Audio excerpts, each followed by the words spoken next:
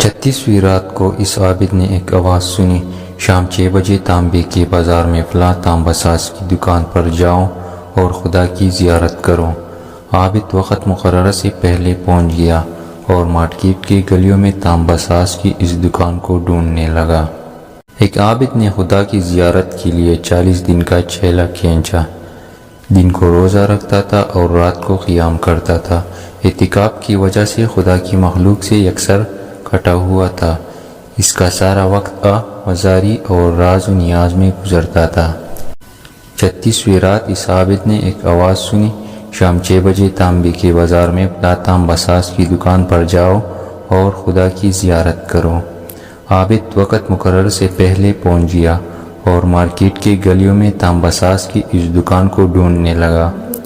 وہ کہتا ہے، میں نے ایک بوڑھی عورت کو دیکھا جو تانبے کے دیگچے پکڑی ہوئی تھی اور اسے ہر تانبہ ساز کو دکھا رہی تھی۔ اسے وہ بیچنا چاہتی تھی۔ وہ جس تانبہ ساز کو اپنے دیگچے دکھاتی وہ اسے تول کر کہتا 4 ریال ملیں گے۔ وہ بوڑھیا کہتی 6 ریال میں بیچوں گی۔ پھر کوئی تانبہ ساز اسے 4 ریال سے زیادہ دینے کو تیار نہ تھا۔ آخرکار وہ بوڑھیا ایک تانبہ ساز کے پاس پہنچی۔ تانبہ ساز اپنے کام میں مصروف تھا۔ بوڑھی عورت نے کہا، میں یہ برتن بیچنے کے لیے لائی ہوں اور میں اسے 6 ریال میں بیچوں گی، کیا آپ 6 ریال دیں گے؟ تانبہ ساز نے پوچھا، 6 ریال میں کیوں؟ بوڑھی عورت نے دل کی بات بتاتے ہوئے کہا، میرا بیٹا بیمار ہے، ڈاکٹر نے اس کے لیے نسخہ لکھا ہے جس کی قیمت 6 ریال ہے۔ تانبہ ساز نے دیگچی لے کر کہا، ماں یہ دیگچی بہت عمدہ اور نہایت قیمتی ہے، اگر آپ بیچنا چاہتی ہو تو میں اسے 25 ریال میں خریدوں گا۔ بوڑھی عورت نے کہا، کیا تم میرا مذاق اڑا رہے ہو؟ تانبا والے نے کہا، ہرگز نہیں، میں واقعی میں 25 ریال دوں گا۔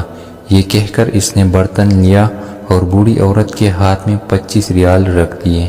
بوڑھی عورت بہت حیران ہوئی اور دعا دیتی ہوئی جلدی اپنے گھر کی طرف چل پڑی۔